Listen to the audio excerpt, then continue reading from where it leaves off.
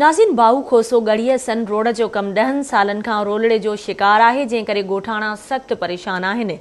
तफ़सील ॿुधाए रहियो आहे गढ़ीअ सन मां निज़ाकत कुंडराणी।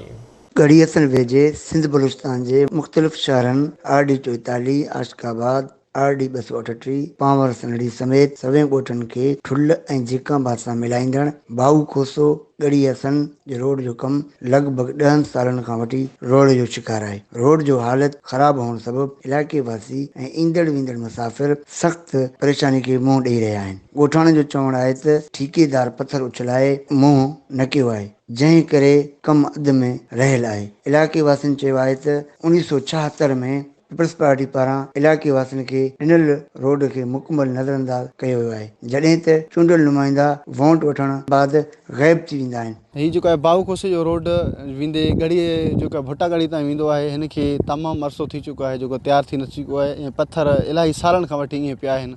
असां जेको आहे जेको अधु कलाक जो सफ़र आहे उहो असां 1.5 कलाक 2 कलाकनि ताईं जेको आहे तय कयूं था ऐं हिन रस्तनि सां केतिरा ई हादसा थी चुका आहिनि।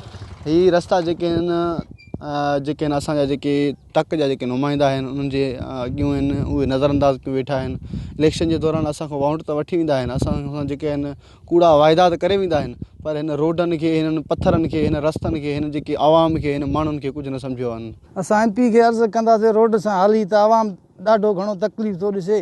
महिरबानी करे भुट्टा गढ़ी खां वठी बाऊ ताईं रोड खे तयारु कनि। तक़रीबन काफ़ी वक़्तनि खां वठी हे रोड असांजो तक़रीबन 1976 में जॾहिं ज़ुल्फ़कार अली भुट्टो साहिबु थियो तो मीर साहिब जे कोटा में मंज़ूर थियो, मीर हदार ख़ान जे, उन खां बाद में हिन रोड सां कंहिं बि हिन खे हथ बि न लाथो, न कमु करायो। जेके बि ठेकेदार अचनि था हालत पाण ॾिसो था, सम्झ में ॻाल्हि असांखे नथो अचे त इहे पैसा वञनि काॾे था, अचनि काॾे था। बाऊ खां वठी भुट्टा गढ़ी ताईं 10-15 सालनि खां वठी रोड न आहे ठहियो, जीअं उखड़ियल आहे उअं उखड़ियल आहे ऐं हिते जो आवाम जेको आहे घणो तकलीफ़ुनि खे मुंहुं ॾेई रहियो आहे ऐं हिते जा जेके MP MN जेके चूंड करे MP MN थियनि था, उन्हनि खां इलेक्शन जे टाइम त वाइदो कनि था असां रोड ॾींदासीं, जॾहिं इलेक्शन खटे खां पोइ जीअं ग़ाइब थींदा आहिनि, अॼु ताईं उहे ज़ाहिर न आहिनि। ठेकेदार जेके आहे त रोड ते पत्थर विछाए ग़ाइब थी वियो आहे, जंहिं सबबु इलाइक़े वासी जेके आहे त सख़्तु मुश्किलातुनि जो शिकार आहिनि। कागज़नि में त ॿुधाईंदा त रोड क्लियर थियो आहे, पर हिते रोड जो को बि कमु न आहे।